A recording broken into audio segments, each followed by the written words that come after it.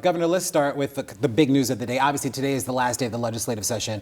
How are you feeling looking back on this session thus far about what you've been able to accomplish, but still what is still yet to be resolved at this point? No, I said at the start of the session there were three things that we need to be able to get done. One is we had to get tax reform done and not do it on the backs of middle-class families. We need to make Maryland more competitive and make Maryland more business-friendly. And we need to make sure we're investing in our people, especially at a time right now where we have the federal government, which is seemingly putting us under siege with so many of their policies. And I'm really proud to report that we've made progress on all those things. We were able to get the middle class a tax cut at a time when the federal government is doing things like these broad-based tariffs that's raising prices on everything, and we have Elon Musk's Doge, which is just laying people off, that in Maryland, the middle class is getting a tax cut. That in Maryland, we're focusing on things like procurement reform and being able to make sure we're making it easier for business to come and grow and thrive in Maryland. And here, we're making pretty significant cuts, but at the same time, we're making historic investments in public education, historic investments in public safety. And so we're having a very fiscally disciplined approach about how do you turn a deficit into a surplus and still give middle-class families a bit of tax relief. Some have been critical about the tax cuts, saying that they don't go far enough and that it's sort of offset with the additional taxes that the state is seeing. How do you square that argument there? Well, I'd say that when you're looking at the increased prices that we're having because of these wild tariffs that are taking place, the fact that we are giving, that they know, the people of this state know that their governor is ensuring that they can get a tax cut, I think people see that, and I think people remember that. And consider where we were and where we are, that we had a historic $3.5 billion deficit that we have dealt with and now turn that into a surplus. That we have said, we made the largest cuts in Maryland state budget in literally a generation, around $2.5 billion that we have just cut from this budget, but still managed to make historic investments in things that matter to people. I think people appreciate the fact that this is a very fiscally disciplined budget and a very fiscally disciplined approach about the way that we're both making Maryland more business friendly and also at the same time giving working families a little bit of extra money in their pocket. You're also raising taxes on some of the wealthiest residents in the state. Some are concerned that they may cause those wealthy residents to leave the state of Maryland. Yeah. Are you concerned about that? Well, I think if you look at the data, we have now seen while Maryland actually had continued decreases for close to a decade of population. We're now seeing for our last 2 years that actually Maryland's population is increasing. That Maryland is now seeing new business starts increasing for the first time in a decade. So more people are coming here and more businesses are starting here. And so we're really proud of that. But as part of this package, as part of reforming the tax code, we are asking those of us who have done very well to be able to invest a little bit more. So, an average person who is now making over $750,000 is now being asked to invest around $1,600 to make sure that I don't have to lay off police officers, that I'm not going to lay off firefighters, that we can have the best public education system in the entire country. And I have spoken with people of all income levels throughout the state of Maryland, and I think they find that to be a fair ask to say, I'm asking people who have done very, very well to invest a little bit more to make sure that we have safe streets, that we have great public schools, that we have transportation assets, that people feel safe at. And so I think people are realizing that we have a deep appreciation for those who will invest more, but also understanding it's the right thing to do for the state. Blueprint has been something that's also been a topic of conversation in the state. Areas like Prince George's County have suggested that it's crippling them when you think about the sort of investment that they're having to make in their county budget. How do you sort of deal with that? Is that being addressed in this budget as well? It is being addressed, and when I opened up this session, I said we have got to deal with the issue of the blueprint. I'm a believer in the blueprint, and I believe the adjustments that we called for, that we are going to make within the blueprint, they are not actually hurting the blueprint. They're actually making sure that it can happen properly and implemented properly. And so the adjustments that we've called for in the blueprint, they will have adjustments inside of the blueprint.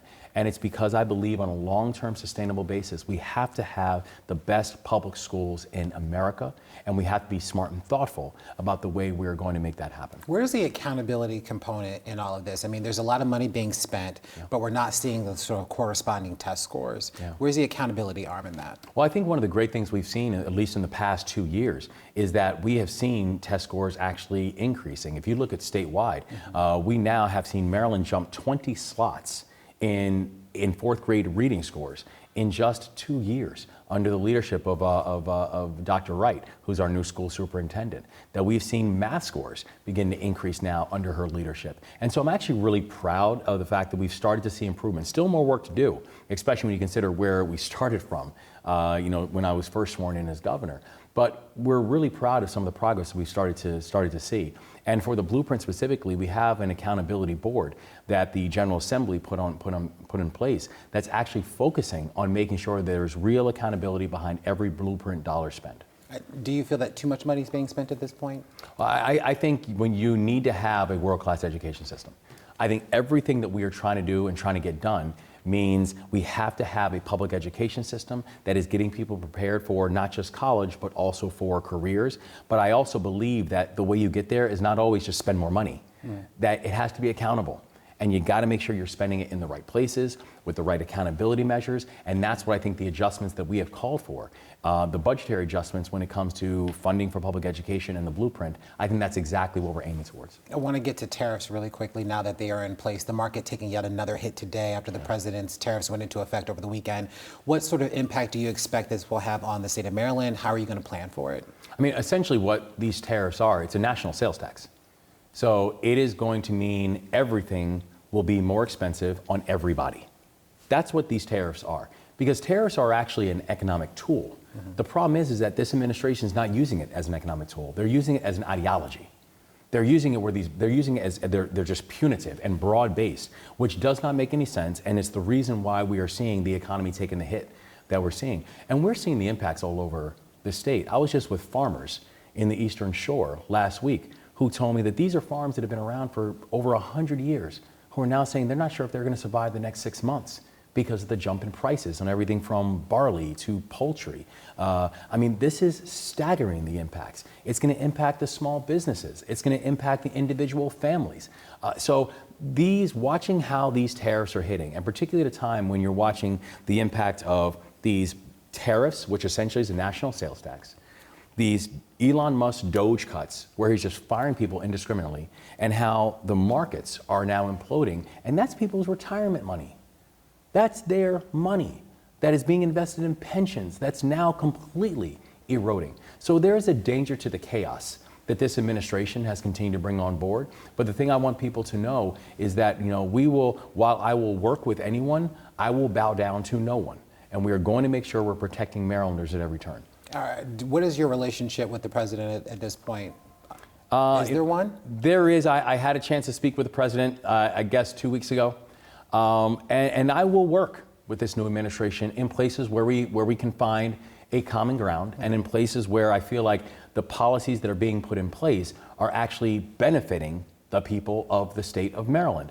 The challenge is that we are seeing decision after decision that are not benefiting the people of Maryland. In fact, they're actually direct blows at the people of Maryland. Like, we've become a target of this new administration, whether it be layoffs on federal platforms, or whether it's NOAA or the Social Security Administration, whether it's saying that the FBI building is not going to come to Maryland because Maryland is a liberal state.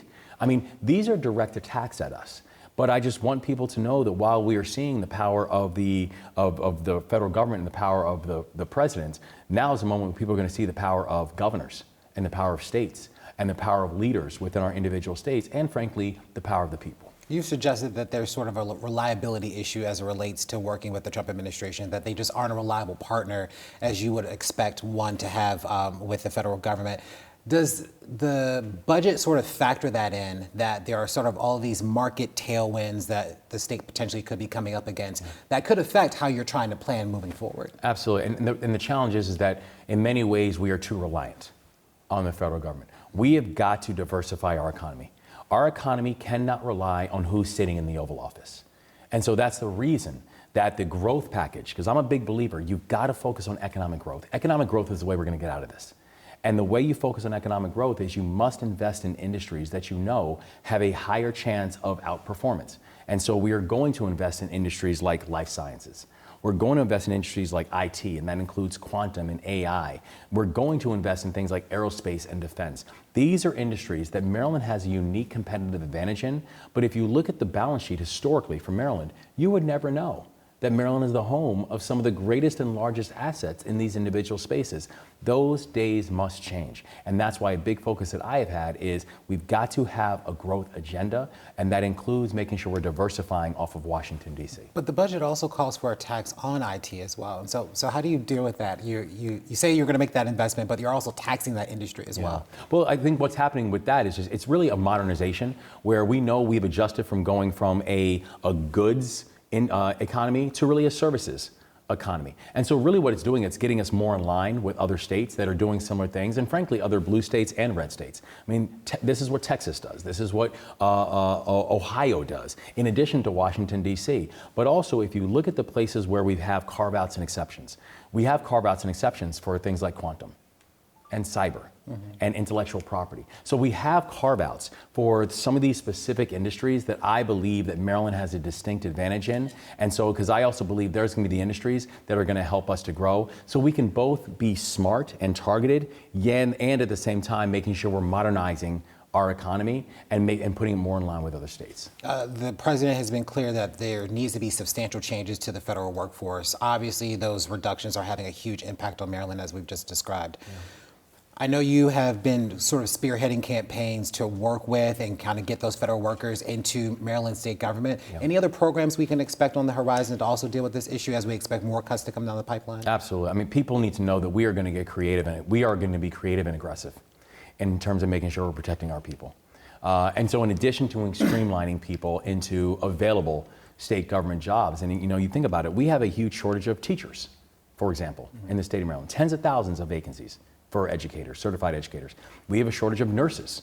So we're basically saying for people who are interested in the places that Maryland has available, has job vacancies, let us know. We are going to streamline the process and get people inside of hospitals, get people inside of classrooms, because you can actually help to address two problems at the same time. But it's also working with our private sector partners as well. And I was talking with one tech CEO who told me, listen, you have a person who has a PhD and a top secret clearance and has worked for the NIH and is now out of a job. I'd like to know their name.